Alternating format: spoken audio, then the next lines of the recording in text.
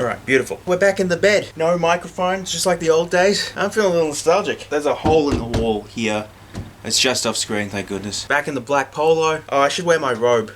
I've also got a man bun. Do you like the beard? I don't like the beard, but I decided to keep it going until the August, so unfortunately, stuck with it right now. So I want to say again, sorry about if there's too many R's and Ums, this is a very casual recording. Anyway, let's talk about some movies, shall we?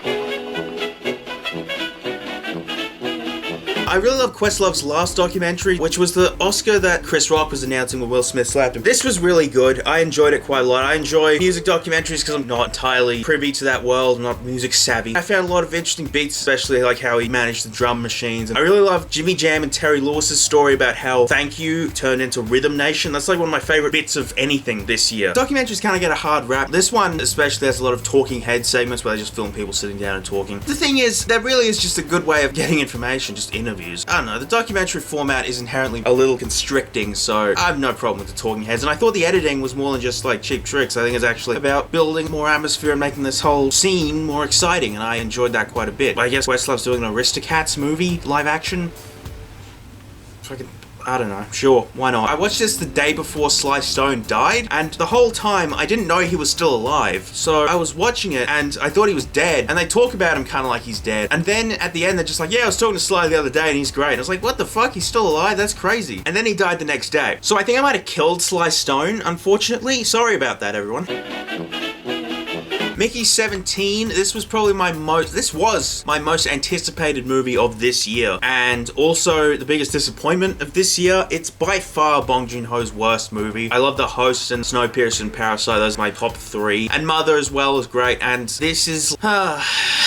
The pacing just kills it. It's so narration heavy. Everything is exposited. Bong Joon-ho has never done narration except for the end of Parasite, so I don't know why this is so dependent on it. Visually, it's kinda nice. Darius Khondji shot it, so it's got a few stunning frames, but it's still not as complex or interestingly blocked as other Bong Joon-ho movies. Especially the ending of this. It's like everyone's standing around. The third act of this, when there's like so many players, like, oh, you could do something interesting with this, but no, it's just people kind of talking and walking, and the pacing just kills it, the structure. The first 30 minutes is a long montage. It doesn't have a beginning, middle, or end, really. And the next bit is wacky clone antics, but then they get away from the clone stuff and just more different wacky antics. And I'm fine with wacky antics, but it just feels like it's asking so many questions and it does not give a single shit in answering any of them. But all the performances are good, especially Robert Pattinson, probably my favorite actor under 40. I like Mark Ruffalo. I think he's doing something very similar to what he did in Poor Things, but I liked him a lot more here. Naomi Aki's really good. She's really good in Blink Twice last year, and she's good in this, and Stephen Yeun and Toni Collette, and they all come together and they're all good, and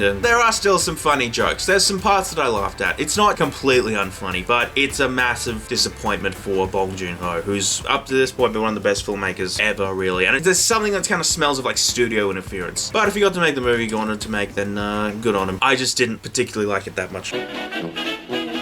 I was expecting this to be a comedy-tinged horror movie, but what I didn't expect, this is more like a horror-tinged comedy. And because it's a comedy, there's only so many ways you can say it was funny or it wasn't funny, and not a ton of ways you can explain why, because comedy is so subjective. I'm just gonna say I found this very funny. I laughed pretty consistently. Yeah, it does feel like a drawn-out YouTube skit, and it kind of has like a ooh, so edgy kind of humor, but I don't mind that. I still thought it worked. I like the gruesome deaths. I liked that it was kind of lowbrow. Like, I don't know, we don't really get comedies in theaters anymore, or everything's kind of comedic, you know? So, like, I thought this was good. I thought it was funny, and I thought Theo James was really, had some pretty good comedic timing. Who would have thought the Divergent guy would have a knack for comedic timing?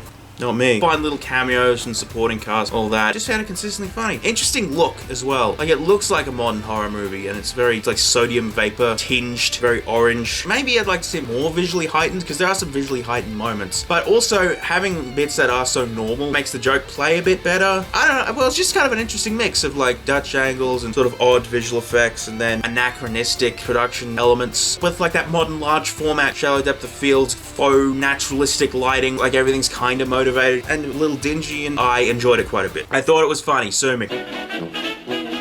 New Steven Soderbergh movie. It looks good. It's well blocked. The performances are good. The information's delivered very snappily. And I'm probably never going to think of it again. and I'm a little sick of Steven Soderbergh. Man, I don't know. Anyone else getting a little Soderbergh fatigue? I remember hearing this interview where he said, if you put a gun to my head and ask me to make Mad Max Fury Road, I'd tell you to pull the trigger, because I can't imagine doing that. I'd kind of like to see him do that. I'd like to see him do a big movie. Go outside of his comfort zone. I think that'd be more interesting than doing these little capers, which, to be fair, we do need more of. But as a Soderbergh fan, I don't know, he should push himself a little bit more. Getting a new camera is not being experimental, but that's just my gripes, and it was a fun little chamber piece. I'm a little done with these Soderbergh experiments. A lot of my favorite filmmakers, people where I'm like, this is gonna be interesting, and it'll be interesting to see where these directors go, where they push themselves with these new stories, and maybe the new stylistic element, how that challenges their previous ideas of style. And with Soderbergh, it kind of just feels like everything's been explored. But in terms of the actual movie, divorced from his filmography, it's a little smart, and it's kind of funny in some bits, but not like that much. I don't know. Go ahead, watch it. I don't care. This is a movie directed by Jaume Collet Serra. He made Black Adam, and I remember watching that movie, and there was a few interesting visual ideas. Like, there's this scene where a guy, where he doesn't realize it, he's gone somewhere, and he sees rain rising from the ground, and he touches it, and he feels it, and then the camera spins around. It's like, oh no, it's not rising from the ground. He's upside down, it's coming down, and he's in hell. I saw that shot, and I was like, regular studio hack doesn't make that kind of shot. So then I looked him up, and yeah, he's got a big fan base. Apparently he's made a bunch of solid little horror movies, and Liam Neeson action movies, and then he made Carry On last year, which I thought was pretty excellent. It had a great script, very exciting. Probably would have been my honorable mentions if I did more spots in my top 10. This one, not as good as Carry On, probably better than Black Adam. As most things are. It's like that regular trite kind of, oh, the monster is a metaphor for depression and or grief and or trauma, which, you know, we've seen it before. But I thought this had a nice collection of neat visuals and little bits and pieces that just elevated it above the standard horror fare and introduced some neat ideas. The way it uses shadows and Dutch angles and split diopter shots. It has a bit of extra flair. The ending's quite ambiguous, and I think that saved quite a bit of it for me, even though I've seen some people say they didn't like that. Although they have this one big shot that's kind of like a reveal. It's like, oh, that's interesting. And then it has like 3 quick shots from the start to imply kind of that it's looping, maybe. I didn't need those quick shots. I kind of just got everything with that last one. Thank you. And also, Danielle Deadwyler is excellent. And I'd barely seen her in anything before last year, and then she was in like 3 movies, something like that. She's great. She's excellent here. She's so good that she makes the kid actors look a bit worse. And the thing is, I'm usually pretty low maintenance with kid actors. I've seen people go like, no kid performers are good. It's like, I don't know, man. Kids are pretty awkward in real life, so I have no, like, if you met kids, I have no problem with them being like awkward on screen, but there's something a little stiff about them, especially in comparison to Deadwyler, who was pretty excellent. Anyway, I enjoyed it. It's like 80 minutes. There's like 10 minutes of credits as well. Excellent film. Not excellent, just pretty good, but I liked it. More novel to me than something like Black Bag. Speaking of more novel to me than something like Black Bag, another 6 out of 10 spy movie, but it's more novel to me than Black Bag just because I don't really know the director, James Hawes, that much. I guess he's more of a TV guy. He's doing that Lanterns show, and he's done some Black Mirror episodes, and he's only done like 1 or 2 other movies. I don't know him, but I thought this was nothing extravagant. I thought it was a decent vehicle for Rami Malek, and the thing is, I don't really like Rami Malek that much, but this role, much like his role in Oppenheimer, was cast perfectly as a guy that gets severely emasculated for his whole runtime, and then as a monologue or 2. That's just, it's like, perfect for him. When he's doing like this tough, no-nonsense cop in The Little Things, it's like, I'm not buying it. But here, I thought he was pretty good, filled the role out well. I remember seeing a tweet that was like, movie stars used to make this kind of movie their bread and butter, and Rami Malek is not a movie star. And I agree with that, but I still think he worked. The supporting cast is quite good. Rachel Brosnahan, I'm excited to see her in Superman, which I'm watching tomorrow, hopefully. And I know all the spoilers, because I waited a week. Not all of them, hopefully. Lawrence Fishburne, Holt McCallany, fucking Michael Stuhlbarg. John Bernthal's in this. I remember, I think I saw him in a trailer, and then the opening credits didn't have his name in them, and I was like, did I just mix up him being in this with him being in The Accountant too? Then he shows up after the opening credits, like, oh, no, I guess he is in this. But the thing is, he's in it so little that he must have done like 2 days of shooting, so I guess that's why he's not in the opening credits. But anyway, he has 2 fun scenes, and this movie's probably a bit worse than Black Bag, but considering they're both spy movies, and I'm just kind of used to all the stuff that Soderbergh does, this was just a bit more novel to me. Even though it's really not as tight and doesn't deal with as many interesting concepts, but on a visual, sensory level, this excited me a little bit more. I thought it was decent. It'll kill 2 hours. Probably watch Black Bag first because it has more artistic integrity, and it's probably better, actually. But again, it's a thing about novelty. You might go, that's not a real criticism. You got me there. I'm not a real critic, dickhead. Now we're on my fourth 6 out of 10 in a row. Heads of State. Pretty fun action movie. Idris Elba and John Cena. They had that character dynamic in The Suicide Squad. That was fun. And it's fun here as well. Had nice little bits. I think John Cena, I don't know how popular his opinion is. He's a pretty close second for me in terms of WWE wrestlers turned actors after Batista. And Idris Elba, of course, is fun. This was directed by Ilya Naishuller, I believe his name is, and he also directed Nobody and Hardcore Henry. I haven't loved any of his movies so far. I think he's shown more potential than actual results.